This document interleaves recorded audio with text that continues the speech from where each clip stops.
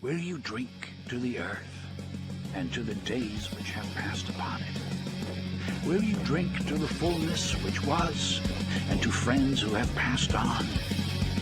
Will you drink to good company well met? There was a shooting that happened last week, and everyone's been talking, obviously, about, I was about to say Milwaukee, but no, they're not talking about Milwaukee. They're talking about Buffalo. So there was Dallas, there was Orange County, there were Milwaukee. These were the worst shootings, Houston, and they're only discussing Buffalo. Yeah. Okay. There was another shooting last week, though, that is getting almost no national coverage. And I wanted to bring it to your attention because for the life of me, I can't figure out why. I may have an idea. Police say the black suspect who shot 3 women at a Korean hair salon was angry at all Asians because of a bad experience during a traffic accident with an Asian driver. Hello, everybody. I'm Steve Eager. It's 9 o'clock. An arrest warrant affidavit for 37-year-old Jeremy Smith says that was the reason for his hatred of Asians was relayed to police by his girlfriend. She also told them Smith was once fired for attacking an Asian boss. He was arrested while working a temporary landscaping job and charged with 3 counts of aggravated assault with a deadly weapon. In addition to the salon shooting, police are looking at whether he shot at 2 other Asian-owned businesses. Well, I'm noticing a theme, and this was not covered. That was local media, right? You would think it'd get national coverage. No. That's just local. Who could have possibly predicted such a strange turn of events as far as the identity of this shooting? If only someone... They just announced that they have made an arrest in the Dallas shooting of a Korean-owned hair salon. CNN just covered the entire story. I didn't hear any mention of race, but it was a Korean-owned salon, and I'm just curious if the race is known. So can you guys look it up and see if the race... That just happened? There was a shooting in a Korean salon? It happened a couple of days ago. I don't know how many people Remember were when shot. one happened? I don't remember if it was in Texas. The guy shut up the massage parlor, and they said it was racially motivated. No, that was, I think that was in Georgia or something. It was in Georgia, But it was because they didn't want to give him handies? Yeah. Yeah. Yeah. He went to the wrong salon for that. It's like, no. Yeah, you got to go to the right place. This was from an hour ago, but the Dallas Morning News says that the police announced the arrest early Tuesday, but did not provide the suspect's name. So I don't think we're going to get the race yet if they don't have the name. Gotcha. All right. Yeah, well... I'm just curious. One guess. Weird.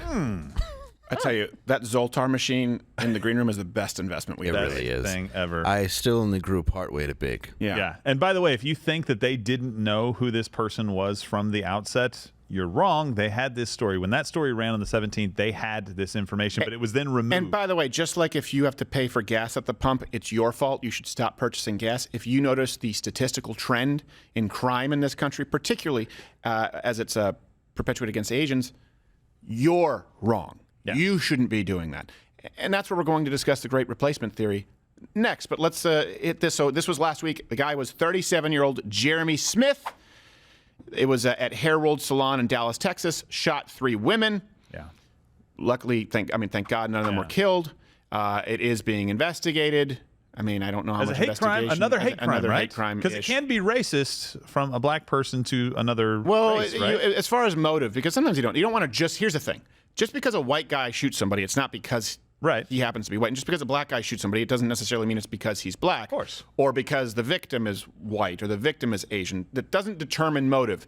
In this case, though, the girlfriend did say, anytime the suspect, Smith, is around anyone of Asian descent, he begins having delusions that the Asian mob is after him or attempting to harm him. So that seems pretty clear. That's weird. I don't know why you would date him. Yeah. Why would the Yakuza be coming after you, Mr. Smith? What are you, counting cards? Well, perhaps he owes money to someone. Well, that may be true. Maybe it's very legitimate. But did he travel to Japan just to screw with the Yakuza to come back? I mean, it's a pretty insular world. But why would you, like, you're Asian. You're just like, what do you like? Well, long walks on the beach. I like to watch movies. I also freak out every time I see an Asian person. Yes. Yes. Oh, yeah, let's go out. Let's go to a Korean salon. I go into an epileptic seizure and wake up later, and they're dead. Yeah, I don't know what it is. Like, no, well, you know what? Sounds like it's a man who's a fixer-upper. As long as you've never been on a mantle. Yeah. He's a bad boy. I like men that I can fix. I love that you're so open. He's a fixer-upper. Oh, he's got a gun. Up. No, I've made some bad decisions. He has bad aim. So let's sort of compare. Then, remember what our former vice president said after the Atlanta spa shooting last year, the salon shooting that we just discussed. There are simply some core values and beliefs that should bring us together as Americans. One of them is standing together against hate, against racism, the ugly poison that has long haunted and plagued our nation. Now, I want to be clear, again, that wasn't racially motivated. It was just a guy who was mad because he was a sex fiend. Yeah, but they immediately went to the racial motivation for a white guy who shot, I believe, 3 people. Well, no, he may have shot 5 people or something. He shot enough. He shot enough. Immediately they went to race. Right. Immediately. In this case, they excluded it from the conversation. Well, here's the thing. Here's how former Vice President Biden addressed when we basically have an anti-Asian manifesto and with the kind of insanities that you would only see from someone with serious psychiatric disorders and also racist. So let's see how former Vice President Biden addressed the shooting where we know the motive in Dallas.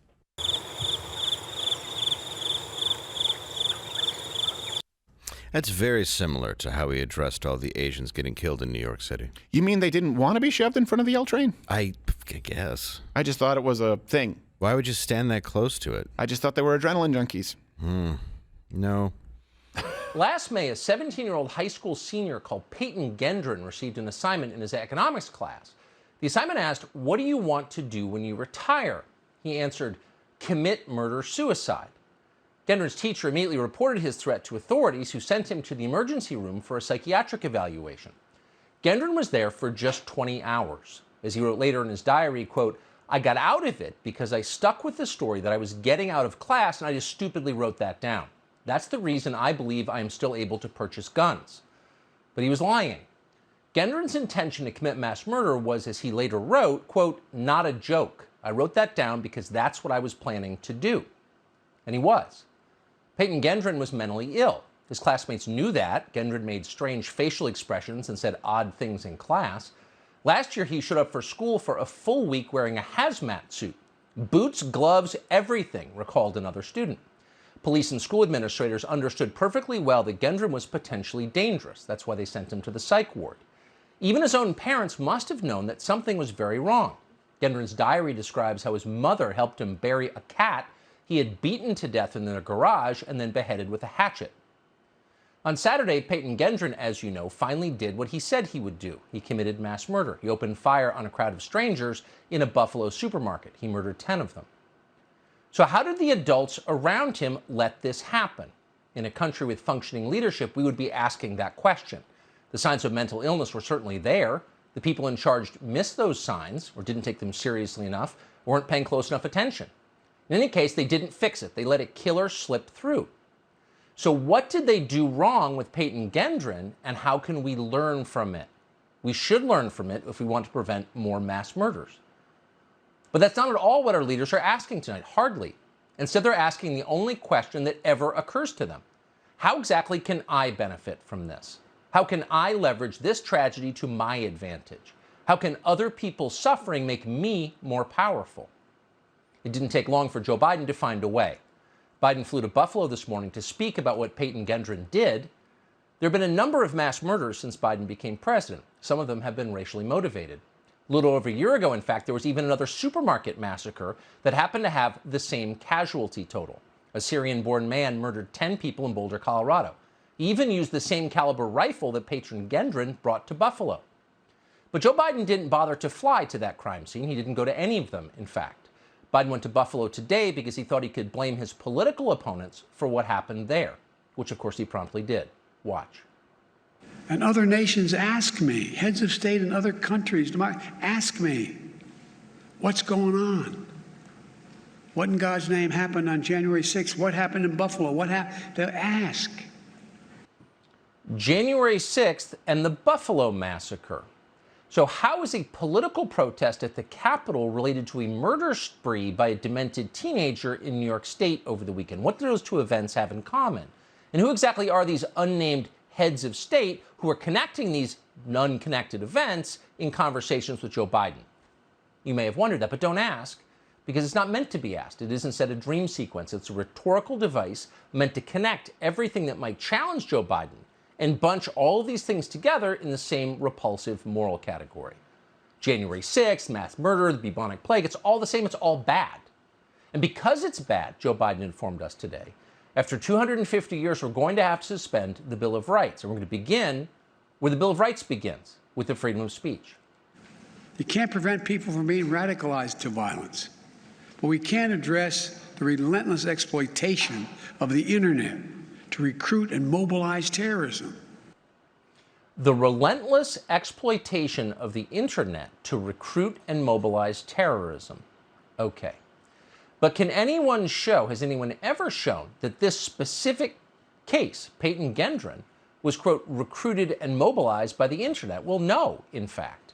By his own account, he was mentally ill. He snapped. He'd been planning this for a long time. He did what his diseased brain commanded him to do. The internet did not make him do it. He did it himself. But even if Gendron had been, quote, radicalized by what he read on the internet, what then exactly? Many have been radicalized by what they've read. Pol Pot was radicalized by reading Das Kapital. He went on a murder spree. He killed more than 1 million people. Should we ban that book? Should we ban all books, all internet sites that, quote, radicalize people? What exactly is Joe Biden saying here? Well, he's saying that thanks to what happened in Buffalo over the weekend, you no longer have any rights at all, including the most basic, which is to read what you want.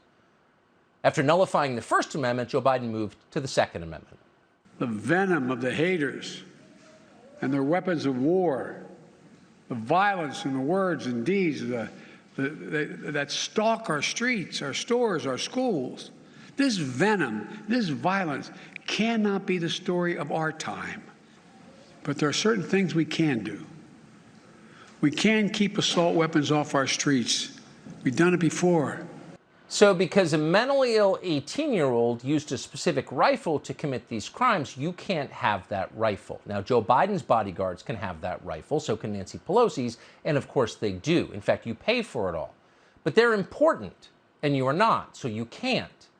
So because the people in charge fail to protect shoppers in Buffalo, you're not allowed to defend your family, despite the fact you may believe your family's every bit as important as Joe Biden and his family, and Nancy Pelosi and her family. But they're not as important. So we're going to defund the police and disarm you. That's how it works now. Sorry.